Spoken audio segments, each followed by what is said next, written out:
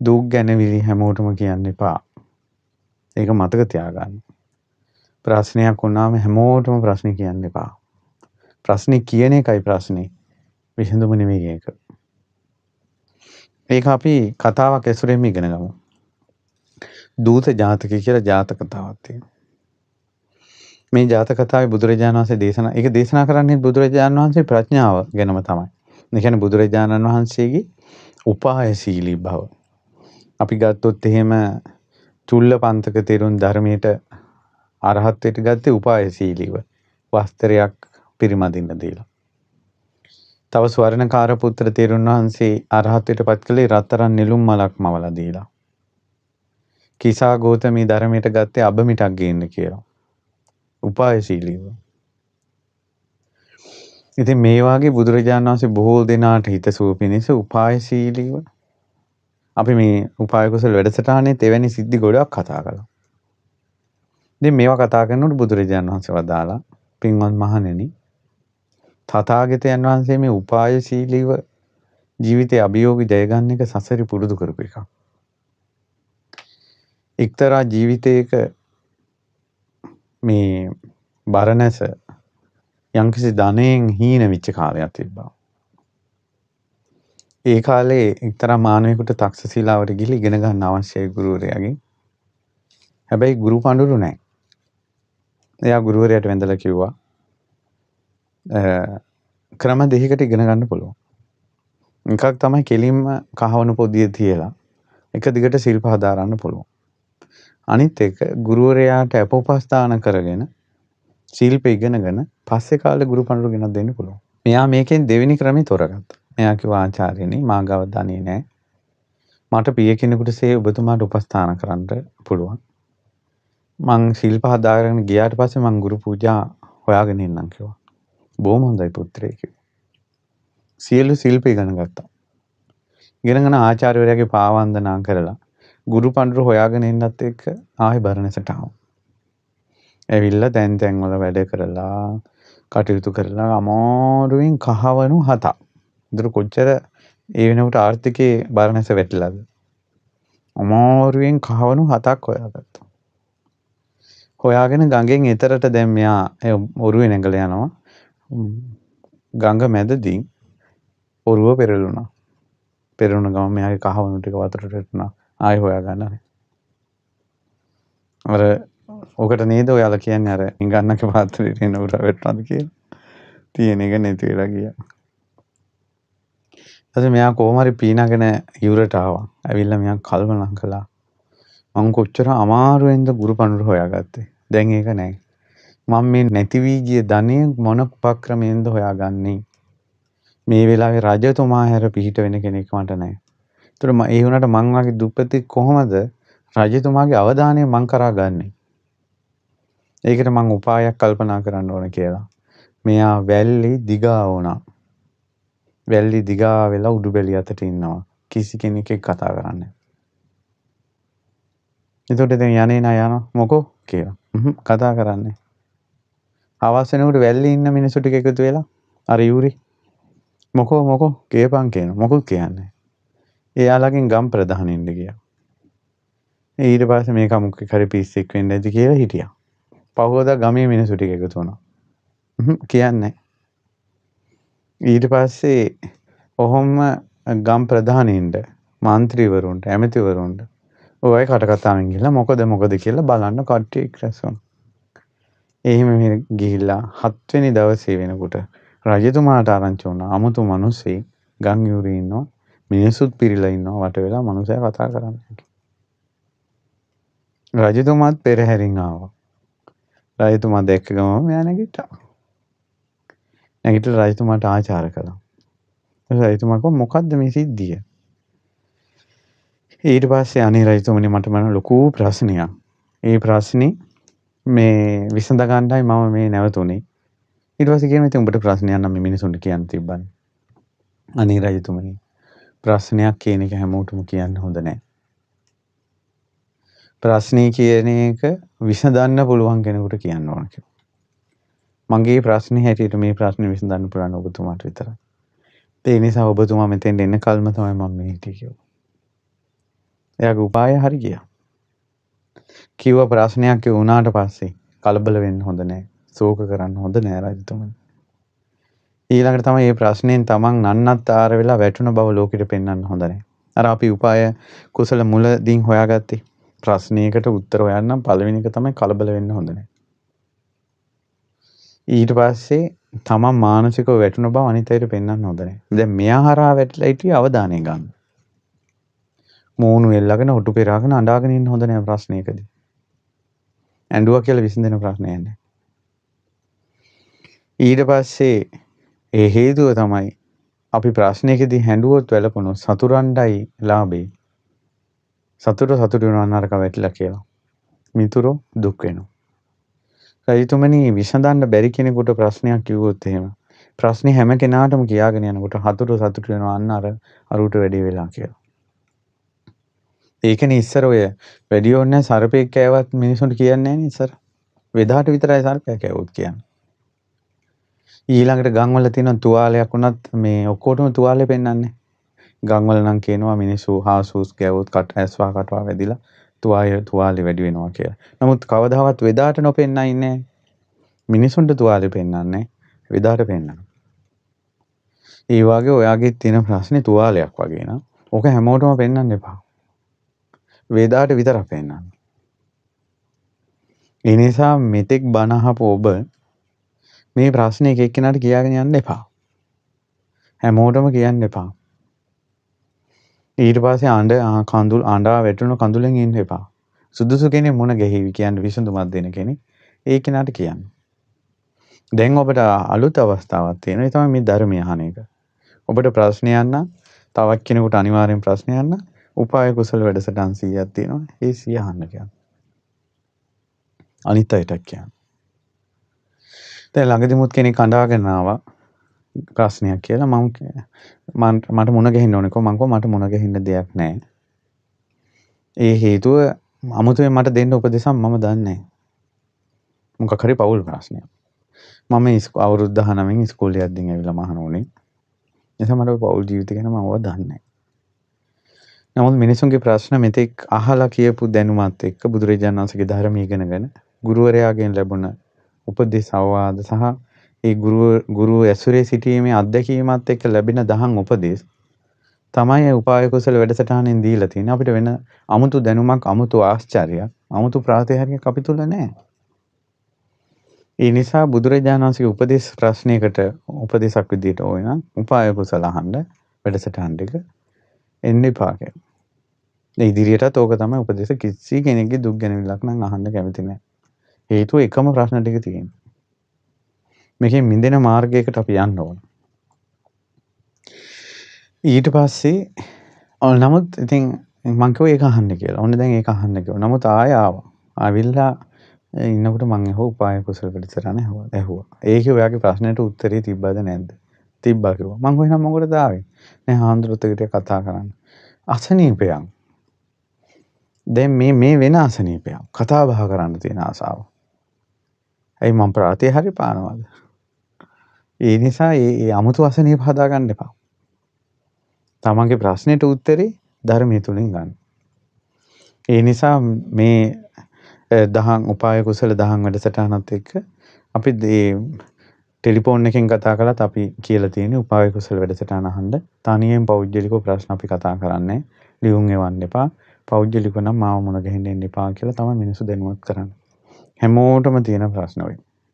ප්‍රශ්නකින් ගැලවෙන්න බුදුරජාණන් වහන්සේ දුන්න උපදෙස තමයි මේ ප්‍රශ්නේ මට විතරක් නෙවෙයි අනිත් අයටත් තියෙනවා කියලා තේරුම් ගන්න. ඒ නිසා අනිවාර්යෙන් ඔබට තියෙන ප්‍රශ්නේ මේ උපාය කුසල දහම් වැඩසටහනේ අවවාද 100 ඇතුළත අනිවාර්යෙන් කතා වෙනවාමයි. ඔය එකක අනිවාර්යෙන් ඔබට උත්තරේ තියෙනවා. පැය භාගයේ වසියන්නේ කියන්නේ පැය 50යි. ඒකට ඒ නිසා දවසට පැයක් ඇහුවත් දවස් 50යි. ඉතින් අවුරුදු ගණන් දුක් විඳපු එකේ උපදෙසක් ගන්න පැය කිහිපයක් ගත කළාට මොකද?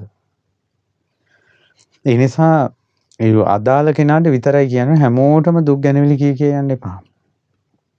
එතකොට ඒ උපදෙස් වලින් Tamanට මේ ඒ ලැබෙන ක්‍රමෙන් පිරිතක් කියලා නම් Tamanට විසඳුම තියෙන්නේ පිරිතක් කියලා විසඳුම හදා ගන්න. සෑයක් බෝධියක් වැඳලා නම් විසඳුම හදා ගන්න ඕනේ. ඒක හදා ගන්න ඕනේ. දානයක් දීලා නම් විසඳුම හදා ගන්න ඕනේ. දානෙ දෙන්න ඕන. දෙවි කෙනෙකුට පින් දීලා නම් මියගිය ඥාතීන්ට පින් දීලා නම් සාන්ති කර්මයක් හරි කළා නම් ඒ තමන්ගේ ප්‍රශ්නේ විසඳන ක්‍රමී කරන්න ඕන. ඊට පස්සේ වටවන්දනාවේ ගිහිල්ලා නම් ඒක කරන්න ඕන.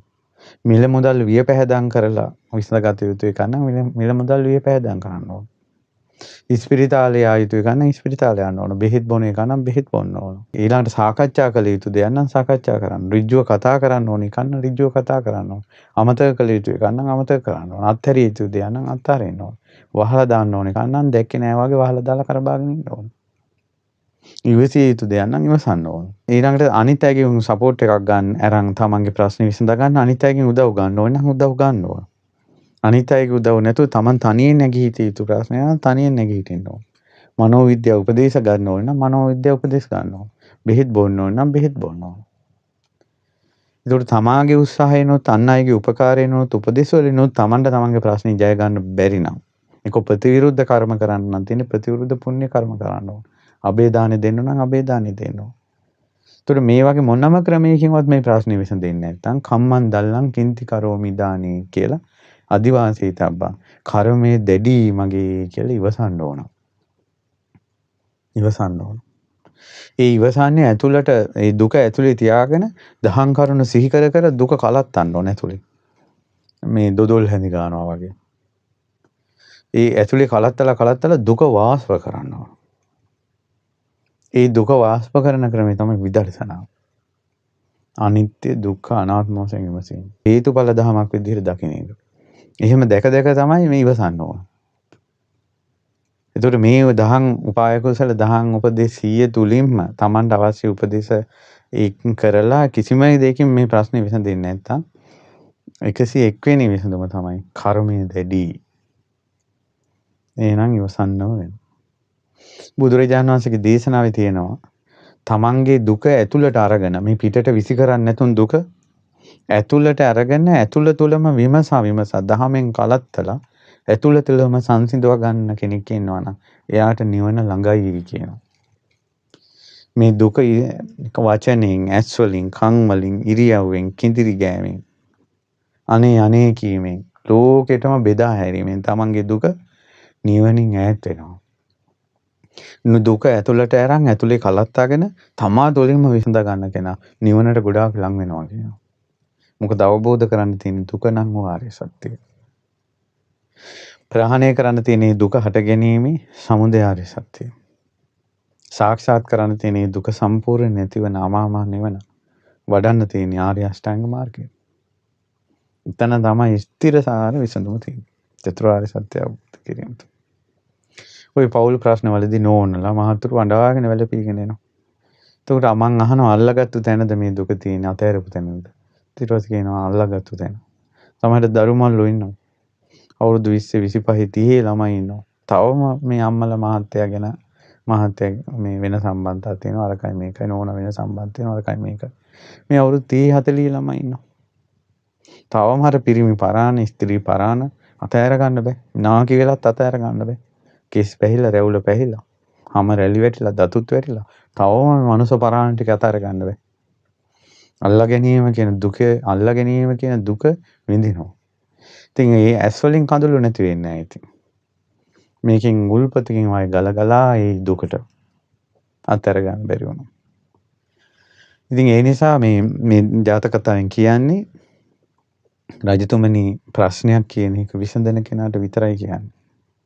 අනිත් අයට කියලා වැඩක් නැහැ.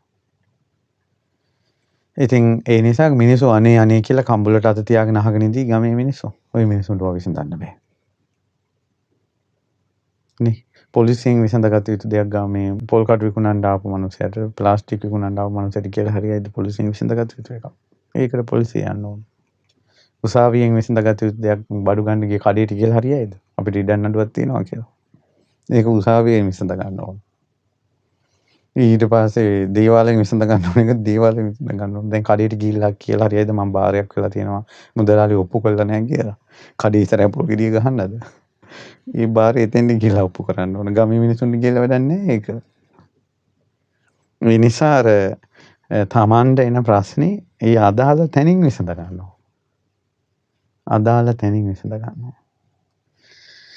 ඉතින් ඒ නිසා රජතුමාට කිව්වා රජතුමා අර මේ තරුණයාගේ මිහිරි කතාව අහගෙන හිටියා. මිහිරි කතාව අහගෙන හිටියා. අහගෙන ඉඳලා රජතුමා ඇහුවා හරි හරි දැන් මට විසඳන්න උඹ කිව්වපු කතාව හරි. දැන් මං විසඳනවා නම් මොකක්ද උඹගේ තියෙන ප්‍රශ්නේ කියලා ඇහුවා. අනේ රජතුමනි මං දුප්පත් තරුණෙක්. තක්ෂශිලාවේ ආචාර්යවරයාගෙන් මං ඉගෙන ගත්ත ගුරු පූජා පිණිස දුෂ්කරව කහවණු 7ක් මම හොයාගත්තා. මං ඔරුව එනකොට මේ ඔරුව පෙරළුණා. දැන් දින 7ක්. මට ආයෙ හොයාගන්න බෑ. මේ රට ආර්ථිකයෙන් ගොඩාක් වැටිලා තියෙනවා. ඉතින් මම මේ ප්‍රශ්නේ මං කොහොමද ගුරු පූජා කරන්නේ කියලා හිතුවා කියලා.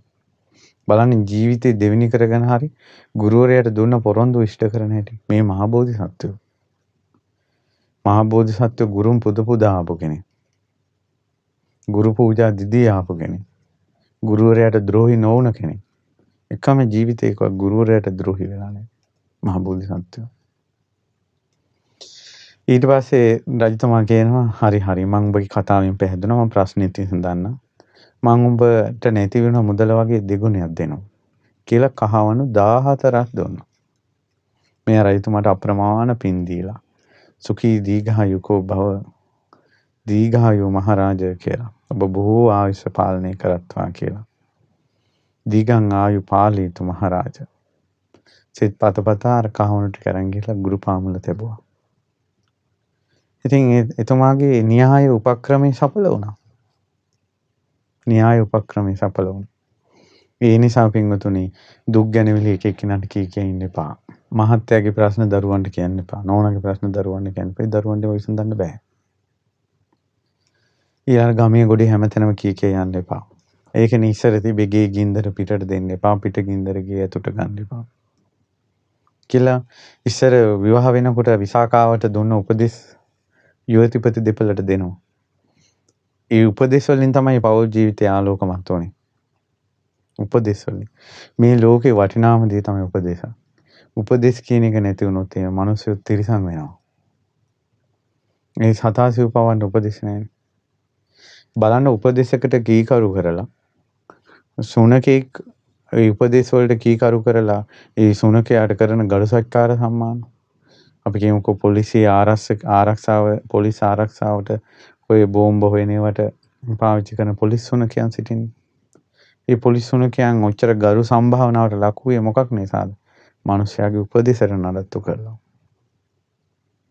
උපදේශ නඩත්තු කරලා. තිරිසන් සතා පවා මිනිස්යාගේ සම්භාවනාවට පවා පාත්‍ර වෙනවා. ඔහු උපදේශ වලට නඩත්තු වෙන්නේ. ගොඩාක් උපදේශ වලටද එක්ක කිහිපයයි. එක්ක මේ යම් ඉවකින් මෙහෙම ගිහිලා කෙනා හොයාගෙන එන්න ඕන කියන උපදේශ නානා ක්‍රමයකින් අර සත්වයාට දෙනවා. ඇතෙක් මංගල හස්ති රාජෙක් වෙන්නේ. ඒ කලොයින් හැඳුම් ගමේ ඇතා හිම පාරේ යනකොට මිනිස්සු මල් දාලා වඳිනවා. ඇතාට. එතකොට ඇයි ඇතාට ගමේ ඇතෙක් ආපුවම මිනිස්සු හූ කියාගෙන පනිනවා. ඉතින් ගමට අලියෙක් ඇතෙක් ආපුවම කෑ ගහගෙන පනිද්දිත් කරඬුව දලදා කරඬුව ගෙනියන ඇතා දකිද්දි වැඳගෙන බලාගෙන ඉන්නත් හේතුව මොකද්ද? ඒ ඇතා උපදේශයකට කීකරු වෙලා. තිරිසන් සත්වයා පවා උතුම් තැනකට එනවා උපදේශයට කීකරු වීමෙන්. ඒ නිසා දුක් ගැනවිලි කරදර බාධා එක්ක ජීවත් වෙන කෙනෙකුට එයා උපදේශයකට නඩත් වුණොත් එයාගේ ජීවිතේ දුක් කරදර තියෙනවා තමයි. නමුත් පූජනීය වෙනවා. ඉන්න වැටුණ වලින් ගොඩ එන්න පුළුවන් වෙනවා. කරදර බාධා කියන එක ජීවිතේට ආශිර්වාදයක් කරගන්න. ඒකයි අර අපි විටින් විට අනුශාසනාවලදී කිව්වේ මිනිස්සු මේ ග්‍රහපල අනම්බනම් කියන ඒවා මොනවත් නැත්තම් බෝධි පූජාවක්වත් තියන්නේ. ඒ නිසා මිනිස්සුන්ට කරදර බාධා එන නිසා තමයි බෝධි පූජා තියන්නේ. බණ අහන්නේ. මේ උපාය කුසල වැඩසටහන සමහර අය එක දිගටම දේශනා 100ම අහන අය එනවා. ඒ අය අහන්නෙම තමන්ගේ ගැටලු තියෙන නිසා. තමන්ට ප්‍රශ්න වලට උත්තර ඕන නිසා. මේකෙන් හරි උත්තරයක් එයි මේකෙන් හරි උත්තරයක් එයි. අවසානයේ පැය 50ක් බණ අහලා. එතකොට මේ බුදුරජාණන් වහන්සේගේ ධර්මයේ ඇසුරෙන් ලබලා දුන්න උපදෙස් 100ක් මේකේ තියෙන උපාය කුසල. එතකොට ප්‍රශ්නයකට පැය 50ක උපදෙස් ජීවිතේටම ලැබිලා තියෙනවද කියන්නකෝ කාටවත්? තමන්ගේ ප්‍රශ්නයකට පැය 50ක් උපදෙස් ලැබිලා තියෙනවද කියන්නකෝ.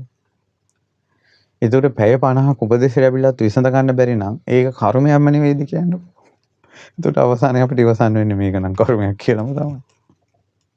ඒතකොට පැය 50ක් උපදෙස් දීලත් විසඳ ගන්න බැරි කෙනෙක් අපි ළඟට ප්‍රශ්නයක් කියාගෙන આવොත් අපි කොහොමද විසඳන්නේ කියන්නකෝ විනාඩි 5ක් කතා කරලා. දැන් පැය 50ක් උදාහරණ උපදෙස් දෙනවා. එයාට ඒක විසඳෙන්නේ නැහැ. එයා අපිව මොන ගහින්න එන්න ඕන කියනවා. නැත්නම් ලියුමකින් ලියලා දාන්නන්න ඕන කියනවා.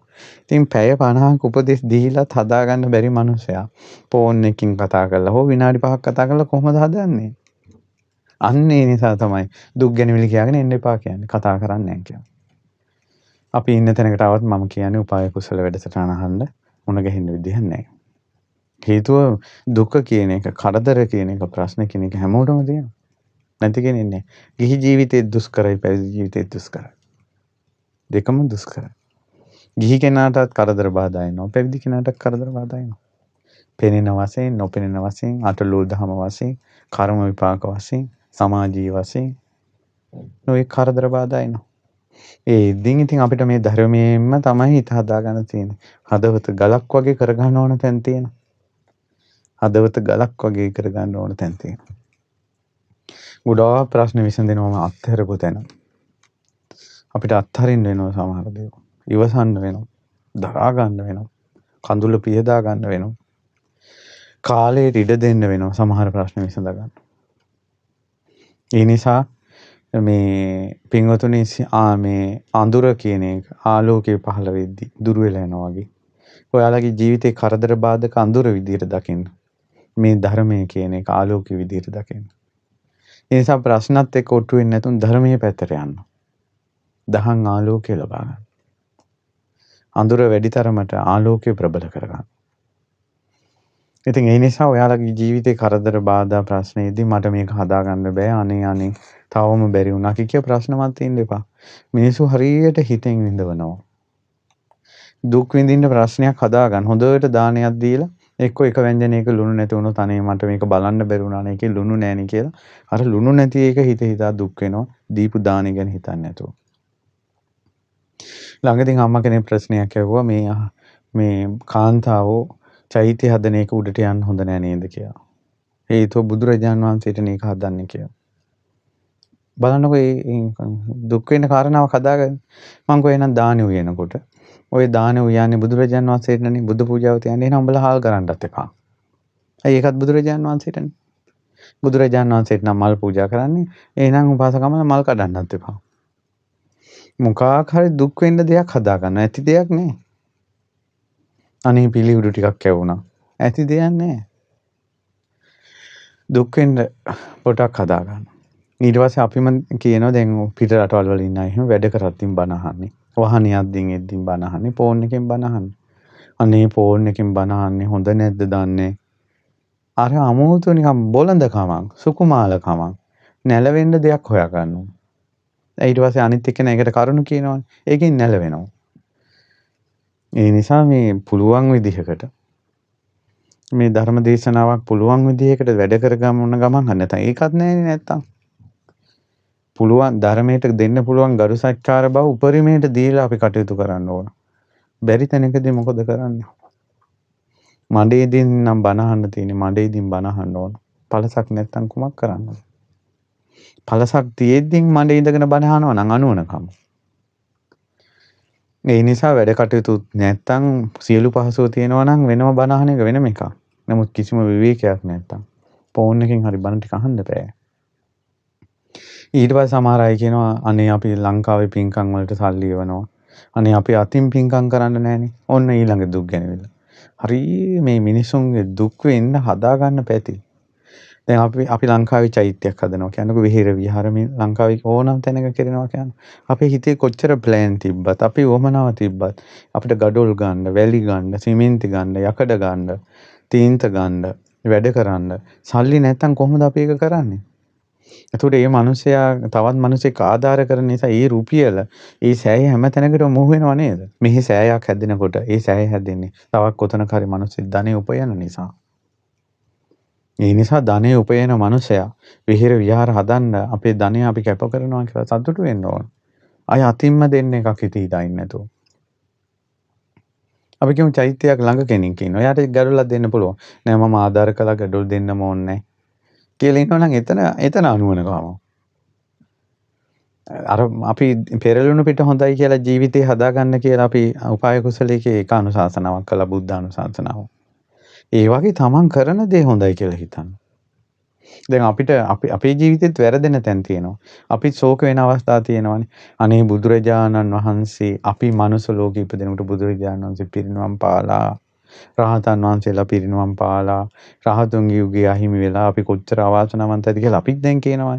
නමුත් අපිට හිතන්න බැරිද බුදුරජාණන් වහන්සේ අපිට කොච්චර අනුකම්පා කළාද? අපි මනුස්ස ලෝකෙ ඉපදෙනකොට ධාතුන් වහන්සේලා වැඩ ඉන්නවා අපේ අතින් චෛත්‍ය හදන්න. බෝධීන් වහන්සේලා වැඩ ඉන්නවා අපේ අතින් බෝධි ප්‍රාකාර හදන්න. සංඝයා වැඩ ඉන්නවා අපේ අතින් දානි බෙදන්න. දේශකයන් වහන්සේලා පහළ වෙලා ඉන්නවා අපිට බණ අහන්න. කියලා බුද්ධ ශාසනය ගැන කොච්චර සතුටු වෙන්න පුළුවන්. එහෙම සතුටු වෙන්න පුළුවන් අපි මනුස්ස ලෝකෙට එනකොට අපේ අතින් බොහෝ පින් කුසල් කෙරෙන්න ශාසනයක් ඉතුරු වෙලා. ධාතුන් වහන්සේලා ඉතුරු වෙලා බෝධීන් වහන්සේලා ඉතුරු වෙලා බුදුරජාණන් වහන්සේ මට අනුකම්පා කළා. මට ගඩොලක් දෙන්න සෑයකට. භාග්‍යතුන් වහන්සේගේ ධර්මයේ ඉතුරු කළා අපිට බණපදයක් අහන්න බුදුරජාණන් වහන්සේ මට අනුකම්පා කළා කියලා. ඉංගන මිනිස්සෙක් එනවා උත්සව ශාලාවකට. එනකොට ඒ මිනිසා එන්නේ පරක්කු වෙලා. ඉංගන මිනිසා වෙනුවෙන් කෑම මේසෙ කෑම ටිකක් ඉතුරු කරලා යනවා. ඒ උත්සවය සංවිධානය කරපු කෙනා. එන කට්ටියට කියලා. ඒතකොට ඉංගන මිනිසා ඒක ඇතුළට එනකොට උත්සවය ඉවරයි. අනේ උත්සවය ඉවරයි කියලා දෙයක් හිතන්න ඕනේ. අනේ මං වෙනුවෙනුත් කෑම ටිකක් තියලා කියලා සතුටු වෙන්න ඕනේද? ප්‍රශංසා කර අර කෑම ටික කන්න ඕන.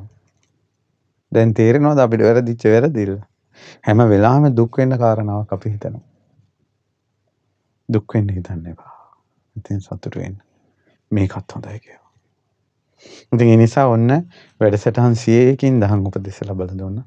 නිසා අහලා ගොඩාක් ඇහුවමත් ඔය මතක හිටින්නේ. ඒ නිසා වැඩසටහන් 100න් මේ උපාය කුසල වැඩසටහන් මාලාව අවසන් කරනවා. ඔයාලගේ ප්‍රශ්නෙට නැවත අහන්න මේ වැඩසටහන් 100. ඊළඟට මාතෘකාව වශයෙන් තමන්ට තියෙන ප්‍රශ්නේ හොයාගෙන උත්තරය අහගන්න.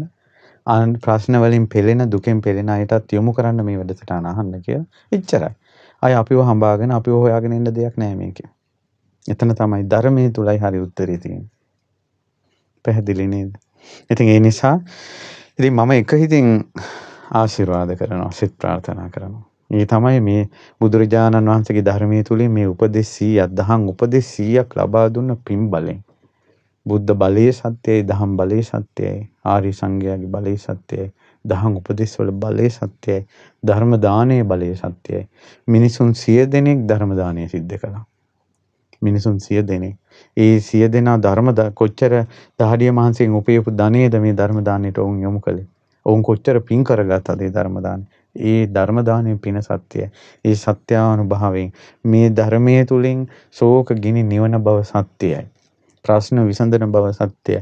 ඒ සත්‍යානුභවයෙන් ඔබේ ප්‍රශ්න ගැටලු විසඳේවා කියලා සිත ප්‍රාර්ථනා කරනවා. ඒ සැබෑ බසින් මෙම සිත සැලසේවා. ඉතින් ඒ නිසා සියලු දෙවිවරු මේ උතුම් දහම් උපදෙස් ලබා දුන්න පින අනුමෝදන් වෙලා ගුරු දෙවිඳුන් ඇතුළු සංගරුවනත් මේ අහිංසක පින්වතුනොත් මේ ධර්ම දානය ලබා දෙන පින්වතුනොත් මේ ප්‍රශ්න ගැටළු වලට මුහුණ දීලා සිටින පින්වතුනොත් දෙවියෝ ආරක්ෂා කරලා දෙවියන්ගේ පිහිට සලසත්වා කියලා පින් දෙනවා. ඒ වගේම මිය පරලෝකීය ඥාතීන්ට පින් දෙනවා. අද දවසේ දේමිනී ඉන්ද්‍ර චාපා දීප් චතුරංග දෙපළ විසින් මිය පරලෝකීය නමින් තිලක් රාජා මාමාට ගුණදාස සීයාට සෝමසිරි ලොකු තාත්තාට පින් අනුමෝදන් කරනවා. ඔබ සියලු දෙනා නමිනුත් මේ ඥාතීන්ට මේ පින් අනුමෝදන් වී ඒ ඇතෝද පරලොව දුකින් නිදහස් වෙත්වා. ඒ වගේම මේ රැස්වන සියලුම පුණ්‍ය ධර්මය අපිට මේ විදිහට තව ඉදිරියට කතා කරනවා නම් තව වැඩසටහන් ගණනාව කතා කරන්න උපදේශ ධර්මයේ තුල තියෙනවා. නමුත් අර වැඩි වුණත් අමාරුයිනේ. ඒකයි මේ 100න් අවසන් කළේ. ඉතින් මෙච්චර දහම් ආකාරයක් පාදන්න මැණික් මතුවෙන දහම් ආකාරයක දොර අපිට විවෘත කරලා දුන්නේ අපේ පින්වත් ලොකු ස්වාමීන් වහන්සේ.